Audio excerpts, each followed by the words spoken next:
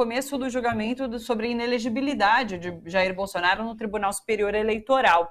Muita gente dá como certa essa inelegibilidade, inclusive a análise por parte de jornalistas da grande mídia dão que Bolsonaro tem isso como certo também, né? Bolsonaro já estaria ciente dessa inelegibilidade e aceitando essa questão, esse julgamento.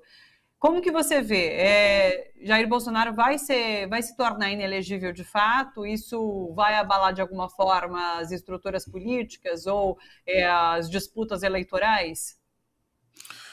Olha, Thalita, que ele vai se tornar inelegível me parece que é irrefreável. Não tem como a gente evitar isso, seja por um ou outro crime, e o ex-presidente cometeu vários em sequência, algum deles vai torná-lo inelegível. A questão é saber se no primeiro julgamento que ele participar, ele já vai se tornar inelegível, porque a questão aí é que muitos outros julgamentos vão acabar acontecendo, e aí quais serão as penas nesses outros julgamentos? Até onde nós vamos levar a responsabilização de Jair Bolsonaro? Claro que sempre tem aquele discurso para as instituições verem, né? Dizer que não, vamos fazer a lei ser cumprida, doa quem doer, mas nós sabemos que esse doa quem doer no Brasil não funciona de fato, né?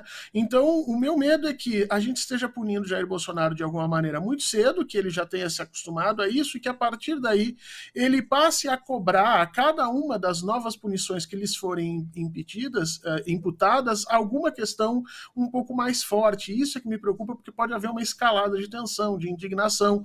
Então, é preciso tomar um certo cuidado quando se trata de figuras com o capital político do tamanho de Jair Bolsonaro. Eu tenho a impressão que sim, ele se torna inelegível nesse momento, mas as próximas vezes em que ele for chamado ao banco dos réus, isso vai se tornando cada vez mais complicado para lidar com uma figura nesse sentido, né? Então, nós vamos ter que ter algum plano, alguma organização nesse tipo de coisa para que isso não acabe rebatendo contra o Brasil, no sentido dele se colocar na condição de mártir, de perseguido, né? E a partir daí ver a sua estrutura, a sua força política que vem decadente nos últimos tempos, de alguma maneira se reabilitar. Que é a estratégia que está sendo utilizada por Trump nos Estados Unidos, né? Foi na semana passada que a gente viu ele depondo naquele julgamento, e ele sai como vítima e ganha holofotes, né? Exato, ele sai como vítima, ganha holofotes, se reabilita no cenário nacional norte-americano como candidato, e não interessa o que aconteça a partir dali, tudo é vantagem para ele. Porque se vier uma nova condenação, você começa a ter, a partir daí, a percepção de que vai aumentar o discurso dele, de um discurso martirizado, e se por algum acaso algum desses acontecer de não condenação, ele começa a ganhar força com os seus apoiadores, no sentido de vamos continuar pressionando, que eles vão reconhecer os absurdos. Então fica sempre as instituições numa situação muito complicada. E isso é resultado, Thalita, de todo o poder que foi entregue a Jair Bolsonaro a partir de 2018. Vamos lembrar que entre 2018 e 2021 houve um cheque em branco que as elites brasileiras e as instituições brasileiras deram a Jair Bolsonaro, né? Naquela época era qualquer coisa menos o PT. Então qualquer coisa que ele fizesse estava bom. Foi a pandemia que acordou as instituições brasileiras ante o absurdo que estava acontecendo.